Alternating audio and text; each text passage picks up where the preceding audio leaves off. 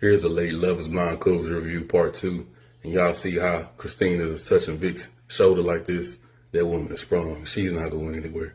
In all seriousness, I don't think Christine and Vic really are going to go anywhere. I think they're going to go the long run. They're getting married. You see how tight her mama is hugging him? Yeah, that's a done deal. And one thing that gets me every season, and it's not limited to this couple, is that somebody always says that this person knows more about me than anybody else does. How does somebody in 10 days learn more about you than your entire existence? Like, what kind of dating questions and conversations have people been having before they get on the show? And Miss Melody was eating that whole interaction up. I laughed when she said, well, how does someone like you, I mean someone in education, get on the show? Like, you better clarify what you mean with someone like you.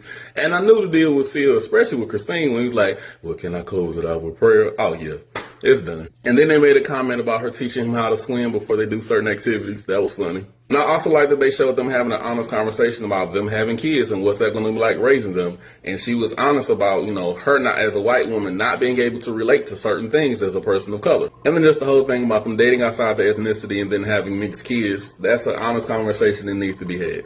Then I could also appreciate her voicing her fear of, sabotaging things and wondering, is she good enough for the whole situation? So just stick with it, because you're going to have a whole lot of sisters mad with you if you mess this up, man. Last thing about them, Netflix was petty for framing as if they were one of the last couples to actually arrive. That was cold. Speaking of children, Emmy and Mike need to go ahead and break up because it's abundantly clear that they are not on the same page. Aside from the coffee and the sauce conversation, then when she gets into I don't really want to get into having children unless it's with somebody I'm really committed to. And the mom was like, but you're about to marry him. Why wouldn't those two connect, right? Then for a woman to say, I don't have a maternal instinct and I know I want to have a child. No, you are not the one, man. And what really makes that situation worse is that the sister was like, yeah, being a parent is very sacrificial. Not everybody's meant to do it. This is very honest. But the whole thing, the parents didn't even know that her concerns about being a mother stemmed with her health issues.